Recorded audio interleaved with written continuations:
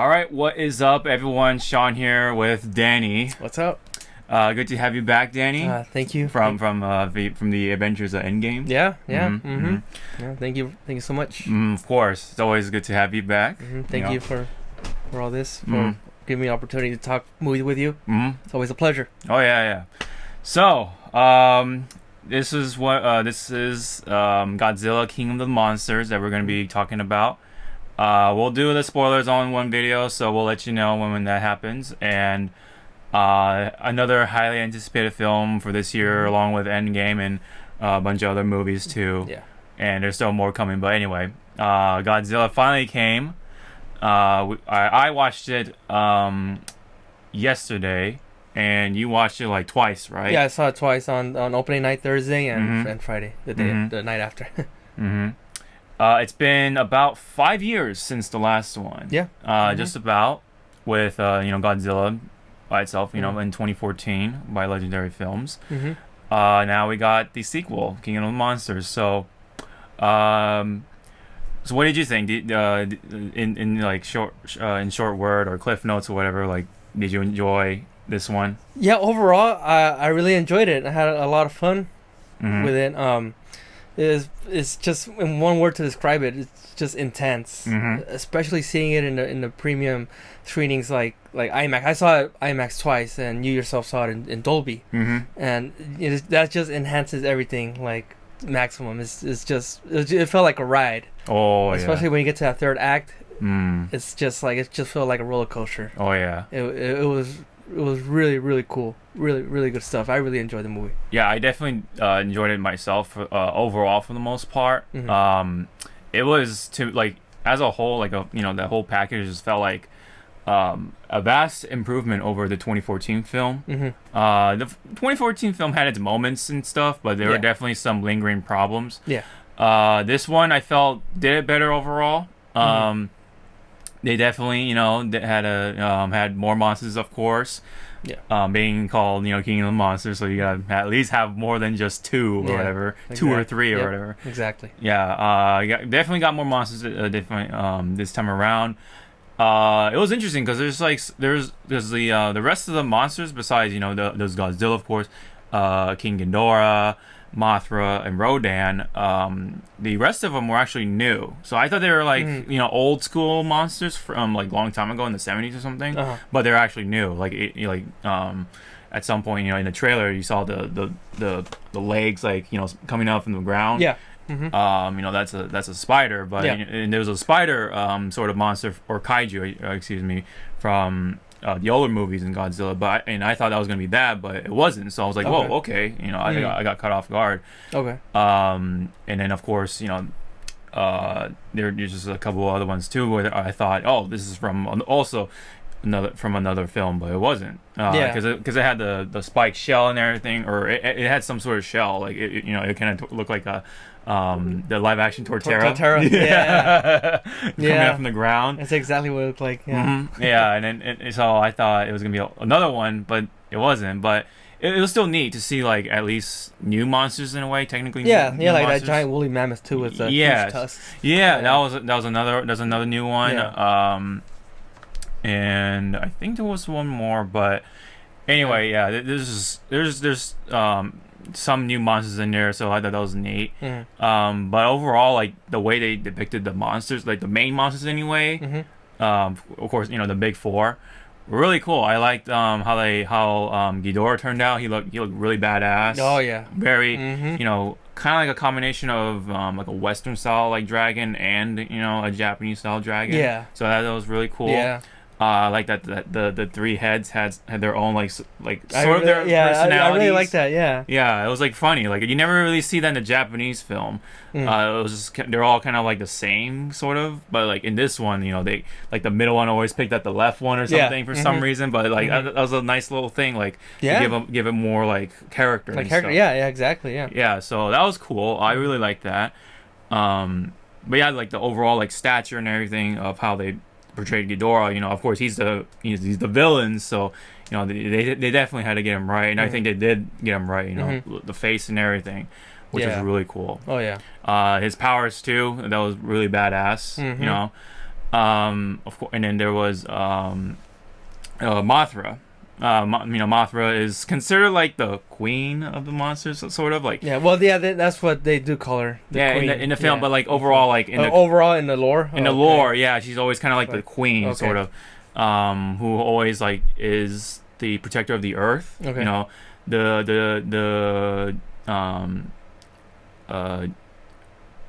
she always like does a lot of good. Like she's like the complete opposite, and usually with in comparison to Godzilla. Because Godzilla's like kind of an anti-hero, like an anti-hero. He's very destructive. They're very destructive, doesn't really give a shit. But, saves the earth at the end of the day. Yeah. But Mothra is like, very protective of people on the earth and, kind of cautious and stuff like that. Okay.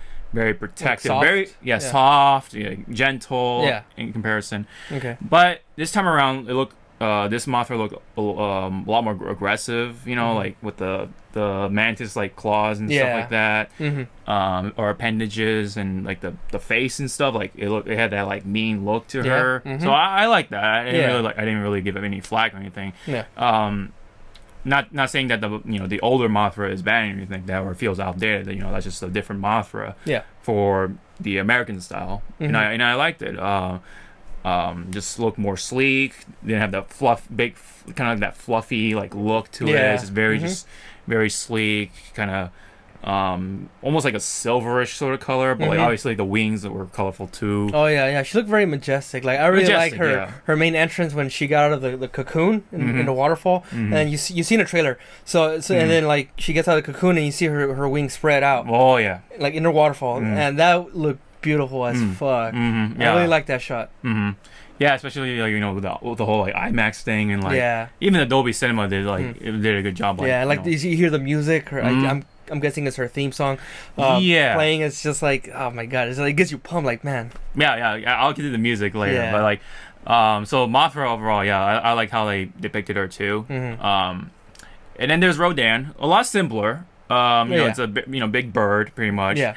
But I did want to mention this, like the cinematography, because they did a good job like showing like the close-ups of the monsters' faces too, like really good, like a pretty good shot of like each of their faces. Of each monster. Of course, you have Godzilla and then Rodan. You see Rodan's face like really clear. Yeah. In this movie, of course they were like kind of saving it from the trailer. Like they didn't really show too much. Yeah, they didn't. Yeah. They kind of just like they always like show them in like like little bursts. Yeah. But in this movie, obviously, you can definitely see Rodan in the flesh and everything. Yeah.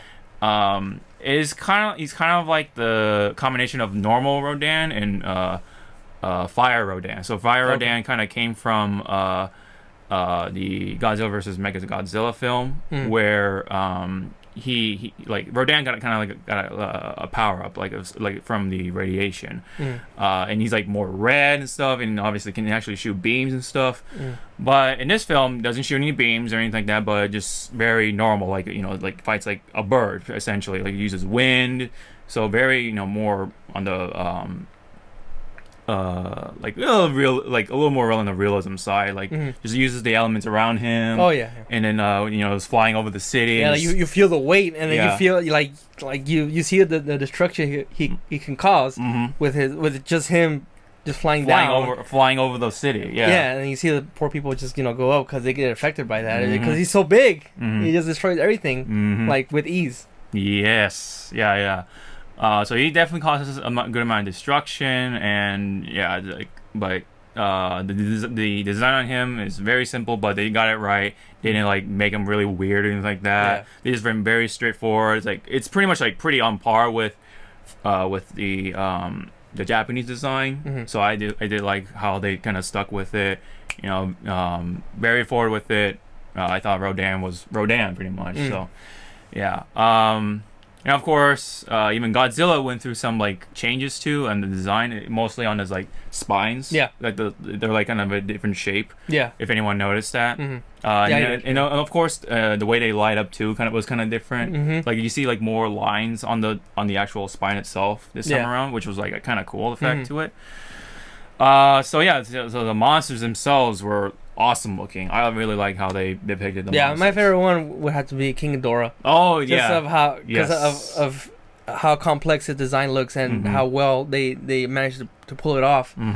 And just his screams, his, like you said, his powers, his lightning. It's just like just his everything, his statue, everything, like his presence. Yeah, exactly. Pretty much, it's just very menacing.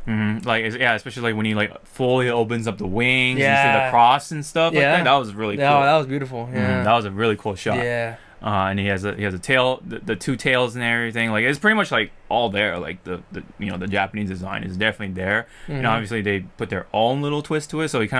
So his face kind of reminds me of the Smog from Lord of the Rings. Lord of the Rings, yeah, like Hobbit, the Hobbit. Very like you kind of see the Western dragon sort of like look to it, but like I said, it's a really good look to him. Yeah. I think he's pretty badass looking. So very badass looking.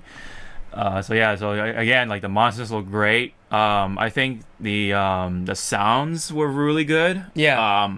And is one of the vast improvements in this movie, because like in the last one, Godzilla only had like one roar, like one kind of roar, but in this one you can hear like the classic roar, like more of that classic roar from like the not the completely like old movies, but like some of the older movies too, like from let's say like the 90s or Millennium. Okay. And that was really cool. Oh, okay. That was like, I got goosebumps, because it's like kind of nostalgic. That's where I kind of grew up with that. That's where it come from. Yeah, I don't know. I don't know. I'm not sure if his very first roar that you hear in the very beginning.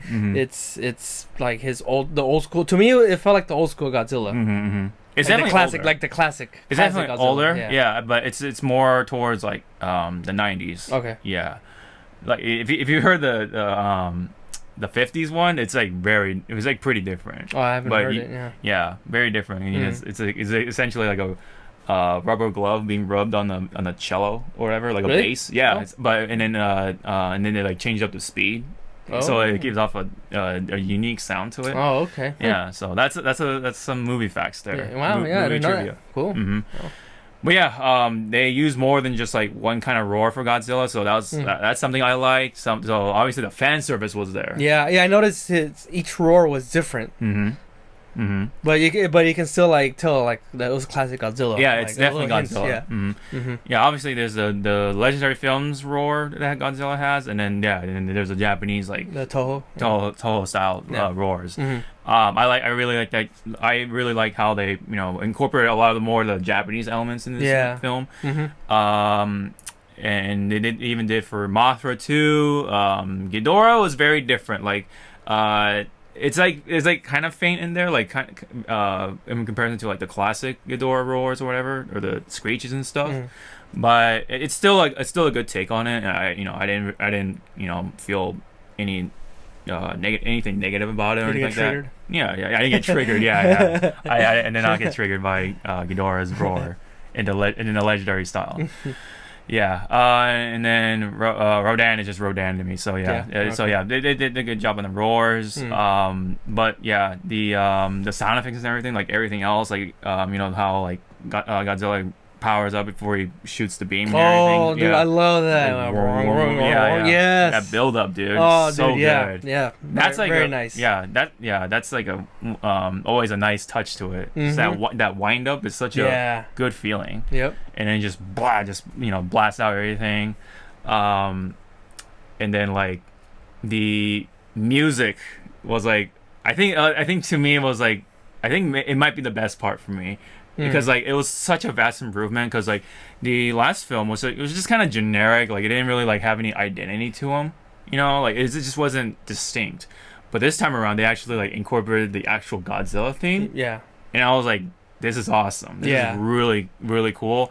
And it doesn't feel outdated or anything. It doesn't feel old. Like it doesn't feel like it's out of place. Yeah, they made it work with today's style of music. Like it's remastered or re-recorded, but with today's sound, today's mastering, and it just sounds amazing. Like it's like it feels like it's like it belongs in today's music. You know what I'm saying? Yeah. Like I listened to the old Godzilla theme, like it sounds old and stuff, but when you listen to it in this movie, it feels like wow, they made it just for this movie. Oh yeah, and it's crazy. It's very very cool. yeah. They did a really good job like modernizing it, but they kept it like authentic to yes, the Godzilla, yes, like exactly. the Godzilla like lineup and stuff. Yeah. The canon of Godzilla. It's definitely like it felt like a Godzilla theme. Yeah. Maybe like with that nice update to it. Yes. So I thought that was like really cool, especially every time Godzilla like enters the scene, like you hear that music, it's just it's so good. It's so good. Yes. So yeah, I love the music. That's like I said, it might be the best part for me, but yeah, it was so good. I definitely got goosebumps, and with everything else, like yes. It was such a nostalgic trip for me because like as a kid I always watched a lot of the Godzilla films, especially from the 90s. Like that's like my favorite Godzilla. To me that's Godzilla. Okay. And then Millennium was okay, but it's still Godzilla, so I still liked it. But I would say like 90s Godzilla is my favorite. Of course the 90s had the best, like to me they had the best Godzilla versus King Ghidorah movie. Oh, okay. And that was like very memorable for fans too. So it was really nice to see that like in here, just being like the main part of the film. Oh, okay. Yeah, like me myself, I'm not a huge Godzilla fan, like at all.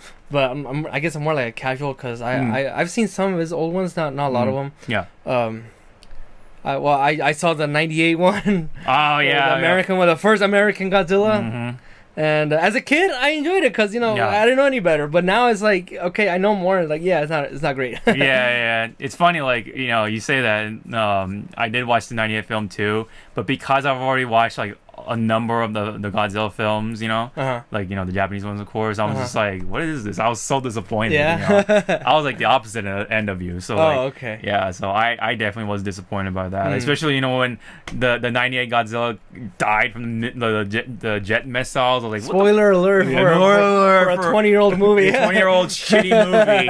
I'm sorry, but he dies, right? But obviously in this one they depict Godzilla really good. So I really definitely like that. Throughout the entire film. Yeah. They definitely expanded on the lore, the backstory of of that Earth, I guess. This time around. Yeah, I wasn't expecting like that kind of lore and history. Yeah, it was nice. It was a nice touch. Yeah, definitely a nice touch. Yeah, even though overall I thought the story was kind of lackluster, but that aspect of the story, the lore, was very interesting. I wish they did that more with the monsters because you're here for the monsters and not really for the humans. Yeah. Of course, that's like a given. Yeah. But people have been complaining about that. We'll get to that later. But like, there's a couple other things I did want to mention, like some of the actors. Speaking of which, of the humans, but. Yeah. Charles Dance played the villain of this film. I forgot his like character name, but I thought he was Jonah or something. Jonah, I think it was Jonah. Yeah, yeah, he's like a former like British special ops or some shit. Yeah, turned terrorist, eco-terrorist. Yes. Yeah, and he did a good job for what was given to him. So he was interesting. Yeah. Oh yeah. He played a good villain. So I thought he was fine. Yeah. Kind of, I bet like people got reminders of like the what's his name from Game of Thrones, like something Lannister or some shit. Like I don't know why it's Game of Thrones. Yeah, I know people mention him from Game of Thrones, but I know he's one of the thing like Tyrion or some shit. I don't know. Yeah, something like that. Yeah, whatever. But I think he was a really good pick for that one. He did a good job. Ken Watanabe was like another highlight for me. Oh yeah, he's back. He's back, and in my opinion, he's one of the better characters. Yeah, if not the best character. Yeah. I think he was the best human character out of all of them. He definitely had the best arc. Oh, for sure. Yeah, definitely for sure. Some of the newer characters were okay. Like I did like Dr. Chen, the female. Yeah. Oh yeah. Female scientist. She was cool. She was cool for the time she was given. Yeah. She's from because it's kind of cool because that actress also played one of the main characters from Crouching Tiger, Hidden Dragon. Oh, that's right. Yeah. That's like an old movie. Oh yeah. That's a classic movie, pretty much now. and it's so it's like really cool to see her back, and Yeah. she like it's like she still looks the same. Pretty I much. know, yeah. She It's hasn't weird. aged a bit. Yeah. Yeah. And she looked familiar. You're like, oh, I saw the trailer. Like, oh, she looks familiar. Yeah, she looks very familiar, and then I'm and like, you're like, oh shit, she's from Crouching Tiger. mm-hmm. Yeah, I remember watching that when it first came out. Yeah. Yeah. Well, I saw that when I was younger. I'm like, damn. Yeah, I this is saw it really in cool. theaters. Yeah, it's Mhm. fucking awesome movie. Yeah. Mm-hmm. So that's all I got for the things I liked about the movie, without spoiling things, of course. Mhm. Did you want to say any more that you liked about the film? Yeah. Well, we pretty much talked about everything Mhm. that was we needed to talk about positives. Mm-hmm. Like the music, cinematography was excellent. Mm-hmm. Some of the characters were cool. Mm-hmm. Yeah. The Stranger Things, girl.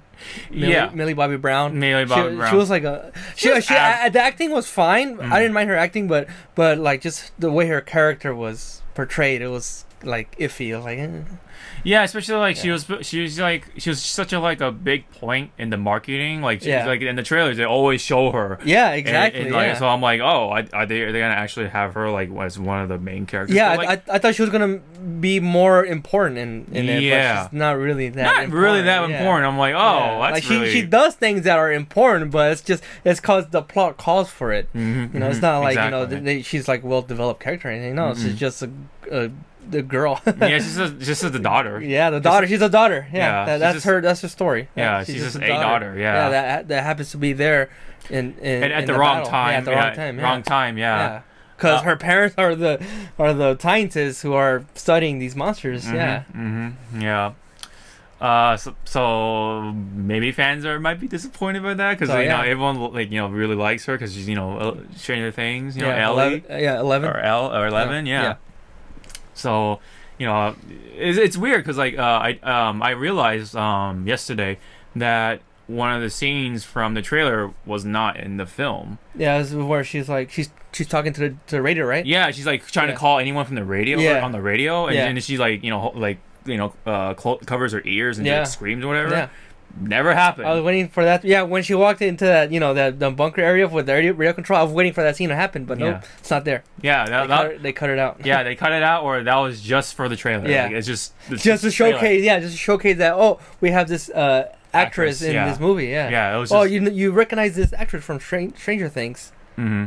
So she's gonna be here. So watch our movie. Yeah, I know. She was like even doing like similar, like it looked even similar to 11. Yeah, exactly. That screaming thing. So like, oh look, it's 11. Yeah, it's 11. Yeah, I thought she was kind of have some sort of like connection to any of the monsters, even like Mothra, because because in the Japanese films, like there's always that special someone who's connected to Godzilla or Mothra or something like that. Oh yeah. Yeah, they even make a reference with Mothra because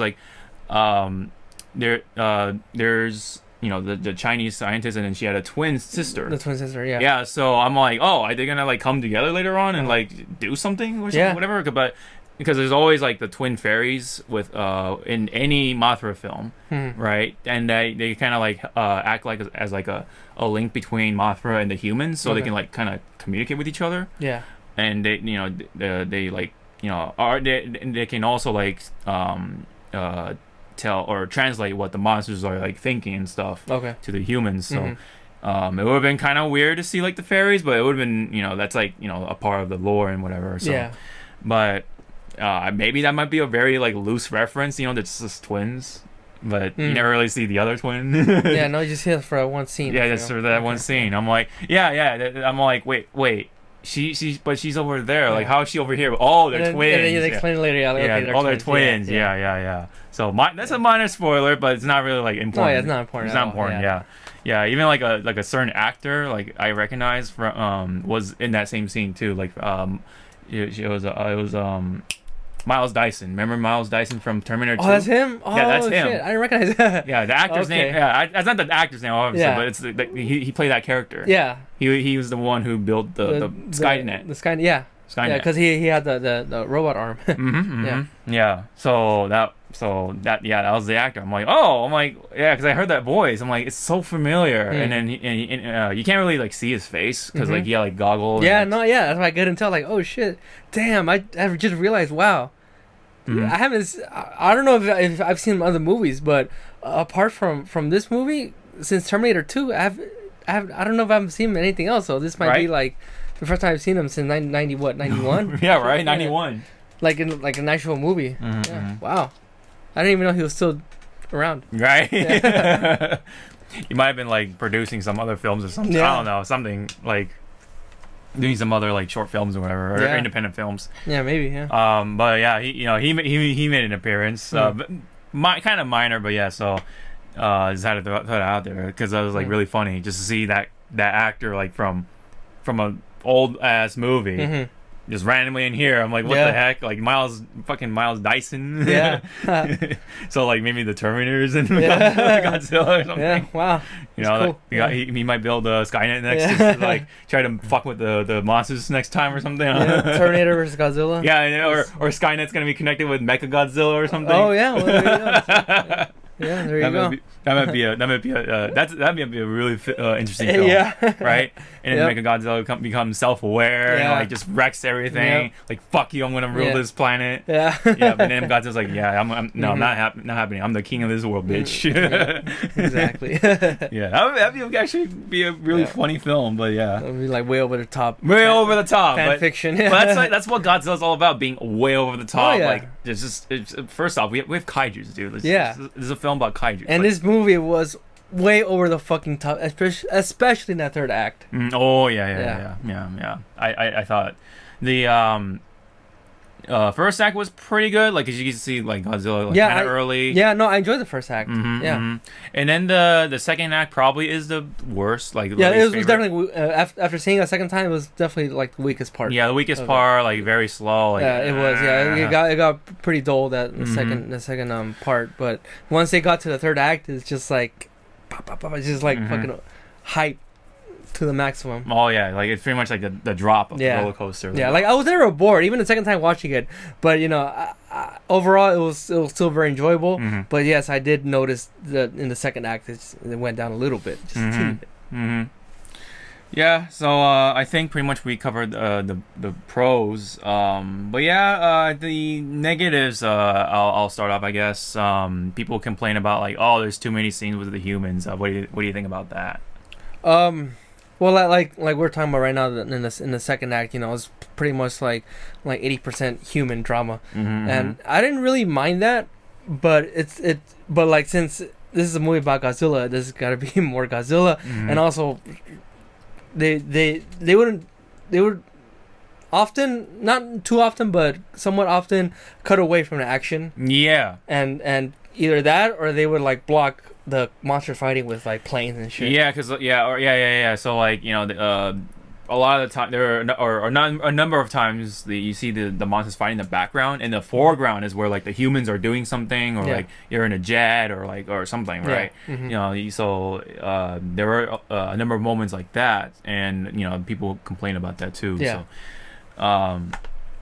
but yeah, I think like the weakest part is the fact that whenever there is actual action coming, like happening, like you just always cut away and then back and then for a little bit and then cut away, to the humans again. And, which is what the previous Godzilla had problems with too. Yes. Except the previous one, I think was way worse because it was like they wouldn't show us like the whole thing, and they would cut away to like a random news segment, like news footage, a TV screen or some shit. Here at least you're still in action, the camera is still there, but just have some of the humans blocking it, but at least the camera is there, not cutting away to a fucking TV screen. So I think overall it's just a step above for improvement. Like, it's definitely a step above, but it still needed to work on it. Yeah, they still definitely need to work on that. America has all these actors and stuff. Yeah, it's cool and all, but we're here for the monsters. We get it. You casted well-known, like critically acclaimed actors. Yeah, we get it. They can act. This is a movie about King of the Monsters. What's the movie called? King of the Monsters, right? Yeah. That's the subtitle. So they have to show more of the monsters. Yeah. And not much of the humans, which they did deliver until the third act, or like in the first act, you had the introduction of the monsters, and they did show a good amount of the monsters, but still, like they would still like lot of the time just cut away. Yeah. Well, we'll get there. We'll get there. Yeah. And then there was a certain like device that came out of nowhere. I don't want to like completely spoil it, but it's a certain missile that kind of came out of nowhere. I'm like, wait, what? There's no like build up to it. Yeah. Like, and they're like, oh, by the way, we already launched it. I'm like, what? Yeah. What the fuck? It's a very important device too. Yep. In the Godzilla lore. But yeah, I'll explain that in the spoilers, I guess. But one thing I will say though, the monsters that they showed in the trailer, the more minor monsters anyway, with the mammoth and all that shit, like the spider or whatever, they don't really show them too much beyond them just coming out of the ground or whatever. Yeah, no. Like just nothing. Like that's it. Like otherwise, like you might have catch them a little bit in the news, like the camera feed or whatever. Yeah. But you don't really actually like see them like cause any destruction or nothing. So you don't really get to see them what they do, what their personality is like, how they move and stuff like that. And it's like okay, like why? So that I kind of understand because they didn't want to focus on them. It was mainly the four main the big monsters. four, the big four. But still, like, it would have been nice. It would have been nice to show, a little something. Maybe they might show more stuff in the sequels or whatever. Like future, like, monster films or whatever. Yeah. They call it Monsterverse. The future Monsterverse films. Yeah. Hopefully. But, yeah. If you guys wanted to see more of them, like, you don't really get to see them all that much until their introduction and then at the very end, pretty much. You can see them once more. And then I put this complaint that the destruction wasn't like as fulfilling. It was like very quick. Like for instance, like Ghidorah comes down and then like it just wipes out the entire like city or whatever in like one go instead of like because like usually in the Japanese films you see like the they always show off like the villain monster or whatever and then like they always have like a scene with them destroying a city and you see like individual buildings being destroyed and blow up and like fall or whatever because like they show off their powers and stuff like that. It's like a showcase of what they can do, like how they fight, how they what like do they shoot beams, do they just make big winds or whatever. Like they don't really show that. Like it was just very like kind of very brief and like even Rodan's introduction, he just flies down the city and that's it. That's and like the closest. That's the closest thing you see, and that's it. Pretty much, So Rodan in a way had the best destructive scene, I guess. And all he did was just fly. All he did was just fly. The city, that's it. Yeah, it's not like he doesn't like come down on the building with his feet and just kicks around or anything like that, or nothing. Like he just flies over the city. I mean, that's what he kind of does too in the Japanese films. But like still, like at least they show more buildings like kind of actually coming down, like just to show off like the scale of the destruction and stuff. Yeah. But it's just kind of like it's like very like. Like a single sweep sort of thing. So I personally don't like that as a more avid Godzilla fan. So because it's known for like a lot of city destruction, like a lot of like special effects. I mean, you do get that, but until the very end. But it's still like that's just like coming from someone who's watched a lot of like Godzilla films in the past. So I'm just like so used to that, and then like seeing a lack of that, I was like, it's a little disappointing. I mean, hopefully they release like a director's cut or extended edition. Something, where they show more destruction. Like the one of the scenes that I'm thinking about is when they go to they cut to Washington D.C. And you see it's underwater. It's not a spoiler because in the trailer you see it's underwater. You see the monuments like underwater and shit. Like it looks cool, but you never showed it. You don't see how that happened. It's just like it just cut away and they're already there. It's already underwater and like well I want to see how. It would have been nice to see the waves and shit coming and destroying everything. Showing the destruction, but nope. You already see it all destroyed. Another big complaint that I can agree upon too is that pretty much all the fights were at night. They're kind of like dark. You can still see them, but it's like night. You know what I mean? So a little more variety on like the times. When they fight would have been nice. Because in King Kong or just Kong, previous King Kong film by same studio. all the fights were daytime pretty much. Yeah. If not, like, or most of it at least. Yeah. Oh, or yeah. all daytime. You can like really see like the detail and everything. Yeah. Like, see Kong like just kicking ass and everything. Yep. So that was really cool on for that film. Mm-hmm.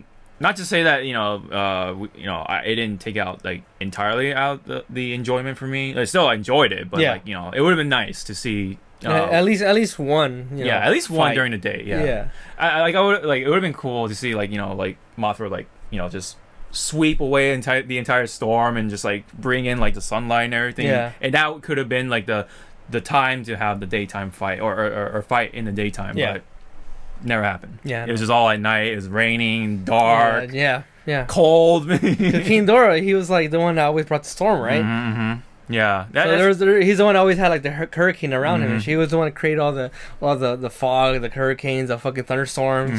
He's the one that brought everything to the battle, and that's why all the time he's there, it's always fucking dark. Yeah. That's a little different from the Japanese film too. Like he doesn't really control storms. He just has like just beams or lightning beams and stuff come out from him. So I guess he controls lightning in a way, but it's not really lightning. It's like they're called gravity beams for some reason. Okay. Even though I don't know, like I don't know how they affect gravity or anything. Yeah, no, yeah. I was like, wait, gravity beams. Yeah, they call gravity beams. Doesn't really make sense, but yeah. okay. but to me it's just lightning. But yeah, but in this film, it was kind of interesting to see like that he does manipulate the weather and everything. Like he's kind of like Storm from X-Men, in a way. Yeah. So, but on a much larger scale, obviously. But so it was kind of interesting, but they could have done that a little better because like it's just dark. You know what I mean? So that was a little disappointing. Yeah. So I think that's all I have when it comes to like with not spoiling things. For pros and cons or whatever. Yeah. So what about you? Do you have anything else to add in? To add without spoiling? No, I think I think we pretty much covered everything without spoiling. Yeah, I think overall though, it's still like despite the strong complaints, I still enjoy the film. Oh yeah, as a same. whole. Yes, it was a good whole package. Yeah, it was fun. I'm saying like I never got bored watching it twice. I never at all got bored really. Like even though it does dip in the second act, but I was still somewhat invested in it. What was going on? Yeah, like even with all the humans like cutting in and out of during the fights and stuff like that. It was still enjoyable. Yeah. I love the just how much they've put more love into it. Like with all the Japanese elements in there with the music, the roars, and how intact the big four were. They pretty much they are. That is Mothra. This is Rodan, and that's definitely King Ghidorah. And of course Godzilla. They made him badass too. Like overall. Yep. Especially during the final act, but we'll get to that in a bit. Oh yeah. So yeah. Anyways, highly recommend it if you're a Godzilla fan.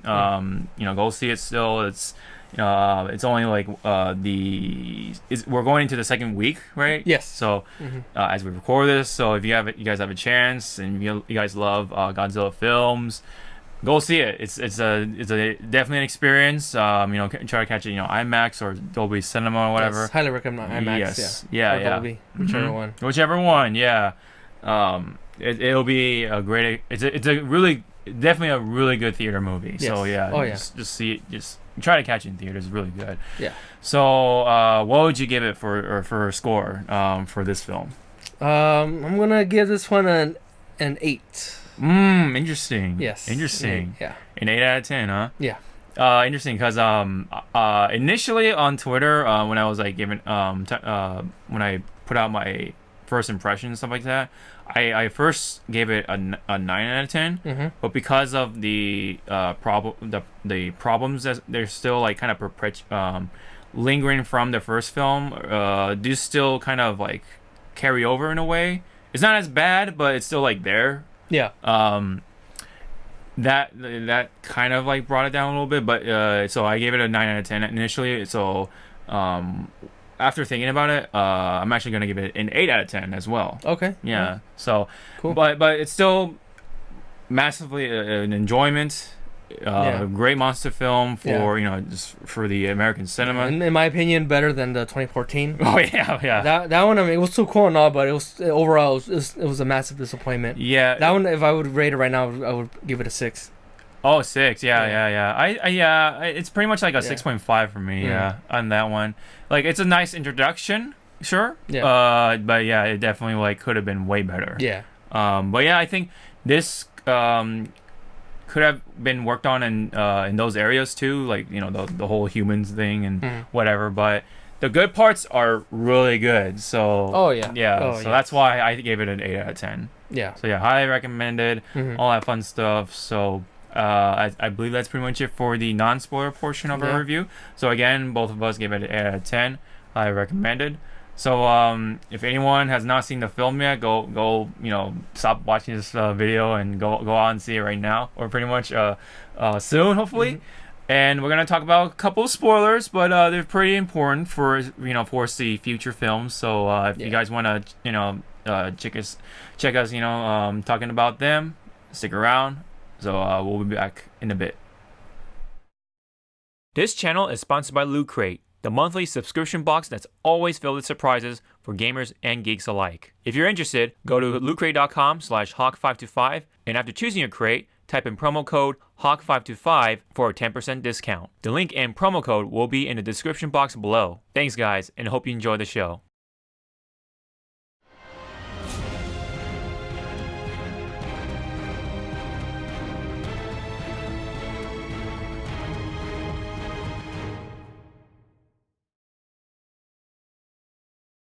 All right, welcome back from our non-spoiler portion. Now we're gonna go into the spoiler portion of this video. So we're not gonna like go like every single point or anything like that, like we did with Avengers. Yeah. But there is like a couple points I do want to mention throughout the film. Obviously, let's just get this one out of the way. So one of the big plot points is when the the mom or the female scientist or whatever, Emma, right? Yeah. Emma uses the or pretty much like releases Ghidorah, pretty much like she was willingly released Ghidorah with the the bombs in place of the ice or whatever that he was encased in. And it was all her pretty much, and it was just like, why did that all happen? And that's because she wanted to restore the balance of the earth in a way, because like humans are overpopulating, they are destroying the environment and whatever, blah blah blah, that kind of stuff. That's obviously that's kind of a real world reference here. So she wants to like kind of restore order in a way with by releasing Ghidorah first, and then a couple more monsters and a couple more monsters or whatever. Slowly and surely, like having more monsters out on the earth, and that in return like restores like what the earth was in a way after the destruction of like the cities and whatever. But what she didn't know was that Ghidorah, of course, is not from Earth.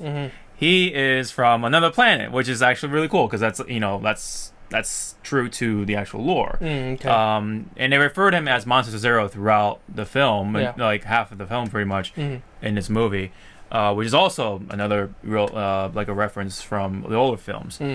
So yeah, they were referring him as Monster Zero throughout the film, and he's a alien monster that's pretty much like out to conquer other planets, and starting with Earth happens to be.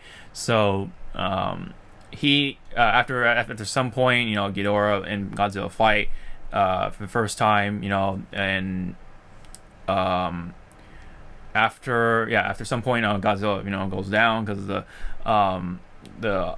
they bring in the oxygen destroyer which is a form of a missile, and this time around instead of like a little bomb or whatever. Okay. The oxygen destroyer is like a really important thing because it's the only thing that can kill Godzilla. Oh yeah. I don't know much about the story and history and all that. Mm-hmm. So yeah. I don't know. I didn't even know that was an important thing. Yeah, because that was like the thing that kills Godzilla in the first film.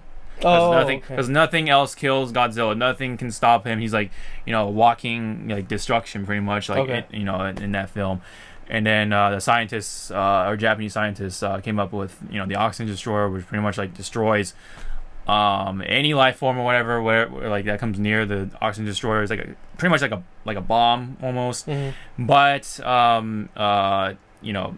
no one else can activate, or it has to be activated manually, I guess. They couldn't they didn't think of like putting it into a missile or anything like that, in this film. Mm-hmm.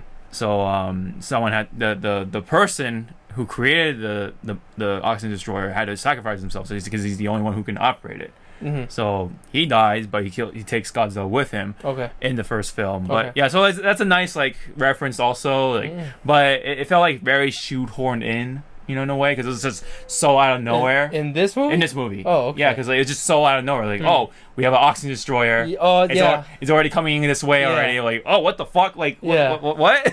Oh, okay. Yeah. Huh. Yeah.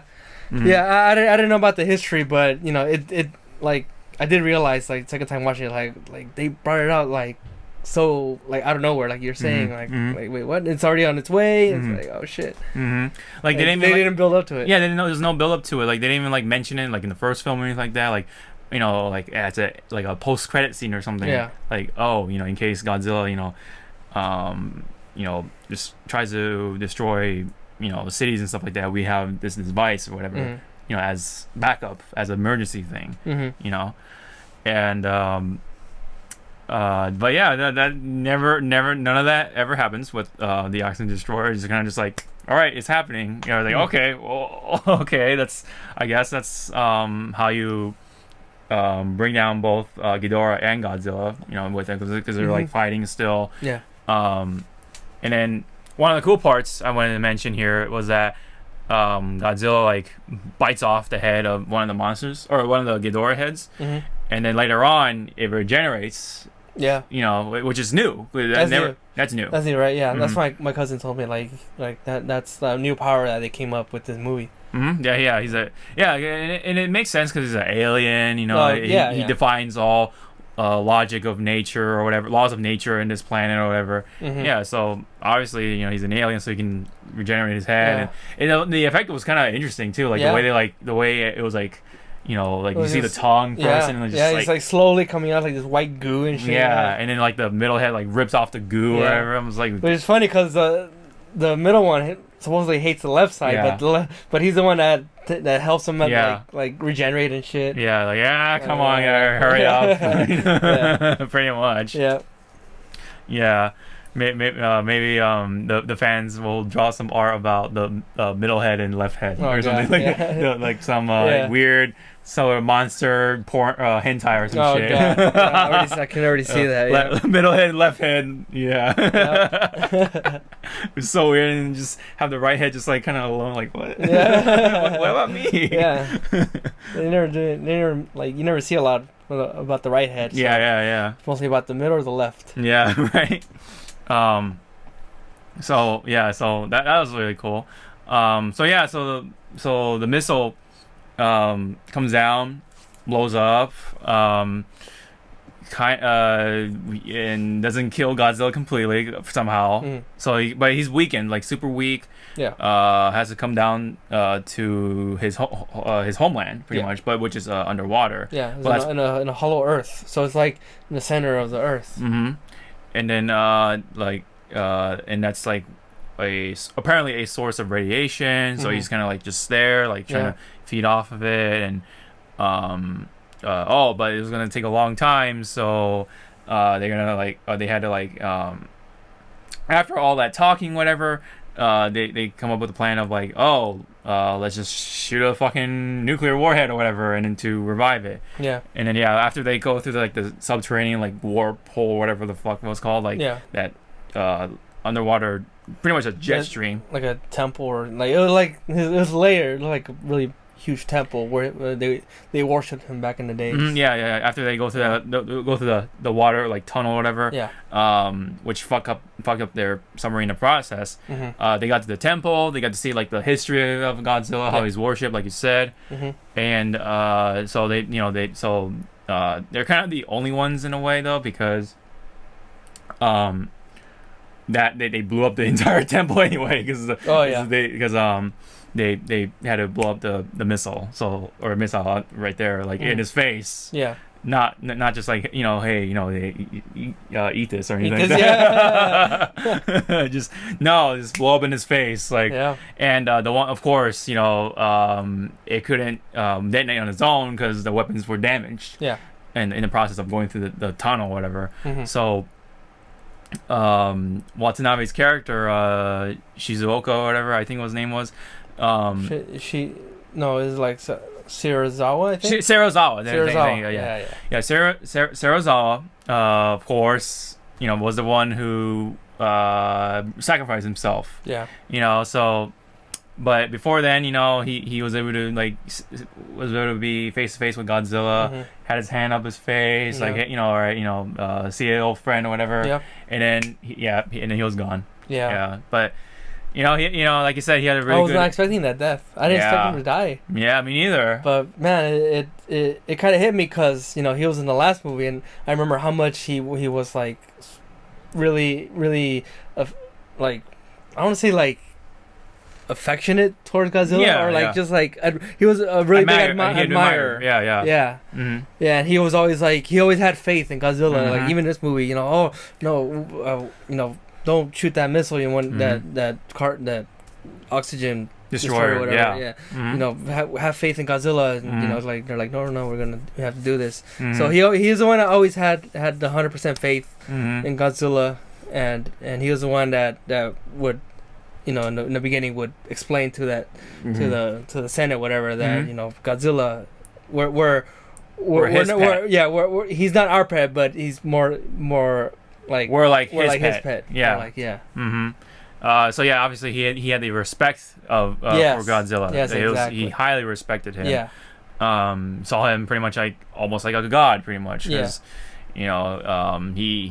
it pretty much is like the king of monsters in a way. But like, so he, just like how in the past, how the humans saw him, he sees him like that, as a god, pretty much. Yeah, that's why I liked his character the most in the movie. Yeah, just very respectable sort of, scientist. I admired him a lot and that kind of thing. Yeah. And of course, but he was the one to go because. I mean, I guess it makes sense because he's the one who really likes Godzilla the most, and so he was like the one to volunteer willingly at most. So it sucks, but I guess it had to be done. Yeah. It was kind of poetic, I guess. To me it seemed very poetic. Yeah. Especially with him touching him. It is kind of irony in a way because like in the first film, a Japanese scientist kills him. At the end of the film, like completely kills him. Oh yeah. Okay. Right, reduced down to the bone. And then in this film, the Japanese scientist was the one to bring him back from life, back to life. Yeah. Okay. So it's kind of like very, very ironic in a way. Like a reverse fate sort of thing. So after that warhead goes off, blows up in his face and destroys everything around him, including the temple. I don't know if he can go back to that as a source of radiation anymore. Maybe there's another source of radiation. I don't know. Yeah. But anyway, I'm pretty sure they'll come up with something, some kind of bullshit for him to regenerate or recover or whatever. But anyway, he gets like a big dose of radiation. He's all pumped, juiced pretty much. And then by the third act or whatever, he's like, ready to go, ready to kick some ass, and it was really cool the way he entered the scene. I forgot the daughter's name. Let's call her Elle? Madison. Yeah, Madison. Oh, Madison. Yes. Yeah. I think her nickname was Patty or something like that. It was because I think the mom would call her Maddie. Maddie. Yeah. I think it was Patty or something. Maddie. Yeah, Madison. Maddie. Yeah. Maddie. So Madison was getting chased by Ghidorah because she activated the thing, the alpha wave, The the orca, Uh-huh. to lure Godzilla and stuff, Mhm. or whatever, and pretty much like be a GPS point Mm. for the monsters, pretty much. Yeah. Um, and then Ghidorah sees her and then like just tries to kill her and stuff, and then she just runs, and then right when it was about to happen, of course, and then he shoots a big ass fucking atomic breath, and here he comes to the rescue and stuff, and it was a really cool entrance because he like walks in and you see the jets like flying over and shit. It was like, oh, it's actually kind of cool. The humans are actually helping out now. Yeah. They're actually Godzilla actually letting the humans fight beside him. So that was cool. Yeah, it was cool. Yeah. And then of course it was pretty badass, the way Godzilla and Ghidorah like collide and stuff, and you see the shock with it. Just when they like first like make contact. Unfortunately though, like that's where a lot of complaints come in too, like how we kind of kept bringing up, like, it was cutting in and out with the human stuff. It was such a good fight, but like it could have been way better if it was like every couple of seconds, okay, humans, and then back to the fight. For a good amount of time, and then cut away from the humans or to the humans, and then more monsters. But it was like, all right, when Godzilla drags one of the Ghidorah's heads through the building, and then cut to the humans like running and go find their daughter, and then Godzilla does this to Ghidorah. Now back to the humans again. Yeah, like the director wanted to focus a lot on an actor, saying like, "Oh, we got these actors; they can act." Like I said before, it's like like you're saying, you see in the background the monsters fighting, and then you see Madison just like running, like, they gotta go home, whatever. Yeah. And like you see her, and just like you just focus on her, like you just see the camera going on her, and then you see like you barely see like the fight going on over there. Like, no, I want to see the fight. Turn the camera over there, not just focus on fucking 11's character. 11. Right? Yeah. So that was like probably like one of the like complaints about it. It's just like the final. It's the final fight. If it would have focused more on the monsters, like a good amount more, then it could have easily been a 9 out of 10. Oh, for sure. Like at least like for sure, like 8.59. Yeah. But unfortunately they wanted to focus half and half, I guess, in a way. Yeah. But anyway, I did want to bring up earlier that about the whole like fucking release the monsters thing. So obviously the mom is a bitch, she really is like the biggest fucking bitch in the movie. Yeah, even Dr. Chen says, what a bitch. What a bitch. Yeah, it was like really funny. Like that bitch. That bitch. Yeah, it's like that. Love that's what she was, a big ass fucking bitch. Yeah, and I kind of actually did like that because it's like that's what fucking happens, bitch. But it's like the director they did that on purpose, because or even like all the other characters were like, it doesn't make any sense. What are you doing? You're crazy. You're stupid. They're going against her while she's trying to say her reasonings. So at least they acknowledge that her characterizations are fucking insane. They're stupid. Yeah, so I actually did like that they actually went with it. Like they knew that this character was gonna be a fucking bitch, so they just kind of like playing that out. So I did like that part. And of course she redeems herself by being the distraction point. Later on in the final act or whatever, she has the orca, and then while the dad and the daughter, after they reunite, touchy moment or whatever. I don't know. To me, that sacrifice, like, it seemed kind of like not earned. Like I still did not like her as a character. Yeah.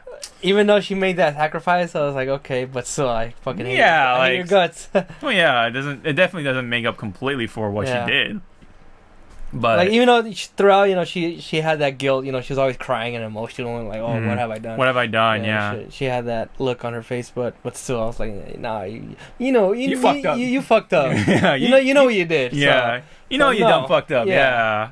So no. Get the fuck out. Yeah. That's like you fucked up on like the worst way too. Like this is like potentially, you know, wiping out mankind with monsters of all things. Yeah. You know.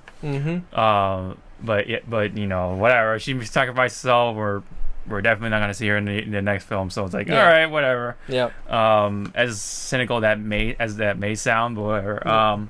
It's the truth. it is the truth. Yeah.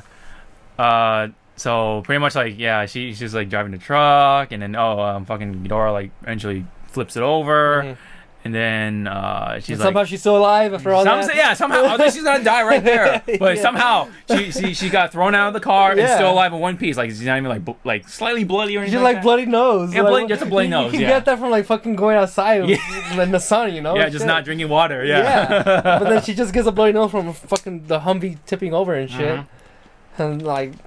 And she's still alive and shit. If you see her like coming out of the fucking truck or whatever, then okay, that makes sense. But like she's just like, she was just like laying there. Like, she's just laying there like no broken glass or anything. Yeah, just like nothing. She's just like right there, like okay, like she's just laying there. Just laying there, like like very intact for like the fucking amount of like flipping and shit, like the fucking you know the thing that Ghidorah did. It's like, dude, this is Ghidorah, you know, like he's King Ghidorah, fucking the big villain of the film, and doesn't even like she's somehow like still like in one piece, you know, after all that flipping and shit. Anyway, so right when she's about to die or whatever, I think, she says, "Long live the king." Yes. And then before that, sorry, I mean we're like kind of all over the place, but whatever. Mothra, you know, came in at some point of the final act. Very, very nice entrance. Oh yes. You know, with the light and everything. You finally see her. So they tease her last form, but like they just show her light and shit. She's always like lit up, or she had her wings. That's it. But you never see her clearly until her last entrance there. So that was nice. She looked really cool. Yeah, and then she helps out Godzilla a little bit, and then she gets interrupted by Rodan, who kind of is like the side villain or the right hand man, I guess. Right hand man, yes, exactly. of Ghidorah. Because everyone else saw him as the alpha at the time. Yes. You know, because Godzilla was down, he was gone. So, all right, well, you're the new king, I guess. Yeah. For the time being, but anyway. So Rodan and Mothra fight it out or duke it out, but you don't really get to see that much because again they cut it to the humans. And it's like, what the fuck? Yeah. But so you definitely don't get to see Mothra and Rodan like really fight at all. You just kind of just see them like kind of pecking at each other or whatever, just like this, and then all right, that's it, you know. And then of course right at the end for their fight, you see that part of it, obviously, but doesn't really. You know, they didn't like show us any like middle part or anything of their fight. There's no like, you know, in between or whatever, or interlude or whatever. Yeah. But there comes a point where like, you know, Rodan like seems like about to kill Mothra, but Mothra sneaks into, you know, the stinger or whatever. He just stabs him in the shoulder, and then I thought it was gonna kill him, but it doesn't really kill him. Yeah, so. No, I guess it just. I thought it stabbed him in the heart at first, but no, it just stabbed him. Yeah, it's a shoulder. Yeah. So obviously, you know, Mothra is still like that protector or whatever. So they didn't want to kill him. That peaceful, very peaceful, you know, monster. Yeah, very peaceful character. So incapacitates Rodan for the time being. So that was kind of cool. Yep. So Rodan is out for the fight, and then at some point, Ghidorah saw a electrical power plant. And then grabs the thing, and then he powers up himself. He gets juiced up. He gets juiced up. He's like, and all the lightning comes out from the wings. Yep. That was really cool. That was cool, yeah. Yeah, and then, you know, beats up Godzilla. And then eventually, Mothra, you know, sacrifices herself, you know, like, you know, protects Godzilla. And she, like, took the full force of the beam and blows up. But the life force kind of goes down to Godzilla, like, and it was about to like pretty much revive him. Yeah. As he was going to critical mass, because the missile was a little too good, like very too good for Godzilla. So he was gonna go into critical mass. So they only had 12 minutes. So it was like the tension, I guess. You know, I guess. Yeah. that sense of tension. Yes. So they only have like 12 minutes to like finish the fight or whatever. So and then they're like, oh, 6 minutes left or whatever until critical mass, and then before Mothra's life force goes into Godzilla, and then before he can fully recover, Ghidorah gets distracted by the mom or whatever, Emma. So now we get to the point. She says, "Long live the king," and then now you see the full effect of critical mass. Yes. And force plus the life force that Mothra gave. And holy shit, that's another reference from another Godzilla film, which is the final one of the 90s series called Godzilla versus Destroyer. Where Godzilla is, he's like burning, like he's reaching like critical mass because, that's just how nuclear works, right? Radiation works. So he's pretty much like, gonna blow up the earth pretty much if they don't do anything about it. But that was like one of the plot points of Godzilla versus Destroyer. But that was really cool that they brought that into this film. Well, I didn't know that. I didn't know they brought that for another movie. That's cool. So, there's another movie. So a lot of people like to call it Burning Godzilla. Okay. Yeah. Just because it's like pretty simple. But maybe it's called a Critical Mass Godzilla. I don't know. Okay, man, this movie had a lot of like references. Yeah, a lot of references. Fan service, yes. The fan service is very nice. More than I thought. Yeah. Yes. Yeah, but that's I'm not saying that's a bad thing. It's the fan service done well. Oh yeah, especially for the Godzilla fans. Exactly. Oh yeah. Yeah. So So because he's in critical mass, he can just shoot out shock waves of pure hot radiation. And the individual heads start to burn away, and just, oh man, it looked really cool too. Yeah. Like just. Oh yeah. Just. Yes. So one by one, the heads start to burn away, just completely disintegrate, and then the last one, somehow survives for a lot longer, and then after a big ass fucking explosion of some kind. There's that part where like you see like the head like kind of moving, like Ghidorah's last head moving somehow, and then like the music playing. I'm like, what the fuck's going on? Yeah. And then it was just Godzilla like playing around with the head, like with his he was grabbing it with his mouth, it's just playing around with it, just swinging around, and then just blows up the fucking head with the atomic breath. He's like back to normal too. So so the critical mass thing I guess is over. I guess he was able to release it. Yeah. And then it just kills Ghidorah. That's the final one. It was interesting because that head was still alive. I think it was. Yeah. So I'm like, damn, dude, he's pretty durable. Like, if you just let him go, he'll like regenerate everything. I think. Right. Yeah. So I'm like, damn, dude, that's one durable ass fucking Ghidorah. Right. Yeah. But anyway, he got his ass blown up. So that was the last of Ghidorah. Yep. Or is it? But yeah. Oh yeah. We'll get to that. No. Yep. Yeah, we'll get to that in a bit, but yeah. So pretty much, Godzilla is a victor, of course, and some of the monsters come like the big mammoth thing, the new Muto or Muto or whatever. Yeah, I noticed that Muto looked familiar. Like it looked like the same similar creature from the last movie.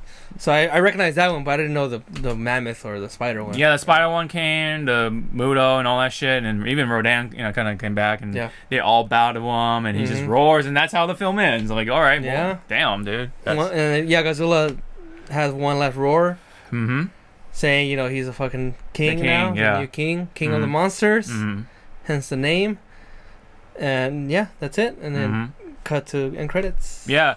So during the credits though, like they show off like more of the like news headlines and stuff like that, and aftermath, the aftermath, and stuff like that. I think they even they kept showing off like Skull Island too. Yeah, it was like an epilogue in a way. Yeah, it was kind of like the epilogue. So like they kind of like throw a lot of hints at Skull Island. So they're like building up for they're building up for Skull Island, and then they're teasing the new Mothra with the egg they find. Yeah. I'm like, they did another thing because Mothra always comes back because she always lays an egg and then she dies protecting the Earth, I guess somehow. Okay. Or protecting the egg too. So that it's kind of like. I guess a reoccurring thing from Mothra. She always dies in almost like a lot of the Godzilla films. Okay. With a few exceptions, but anyway. Obviously in this one she dies, so rest in peace for that one. Yeah. But she'll be back. She'll be back for another film, for someday in the future. Oh yeah. But yeah, so there's the egg, and then a couple more hints or whatever. So obviously we're gonna see more monsters because earlier Serizawa said like, oh, it's there's like 17 titans and counting. Yeah, yes. So there's like obviously more than that. So we're hopefully gonna see more of the old school monsters, and then we'll maybe make a Godzilla. I don't know. We'll see. Yeah, we'll see. Yeah. What do you think about the end credit though? Yes. So as I said, is this the end of Ghidorah? Because I guess the black market people were able to find the head of the left head of Ghidorah from the very first, I guess, fight or whatever. One of the early fights. Yeah, when after Rodan gets released in the ocean. Yeah. In the ocean. Yeah. Pretty much right after when Rodan and Ghidorah fight for a little bit. Yeah. And then Godzilla comes in. So I guess they found that head somehow, and then they were like, and they were selling it to Jonah, and he's like, "I'll take it." So I guess I don't know. They're gonna clone another Ghidorah or something. Maybe it'll be more badass or something somehow.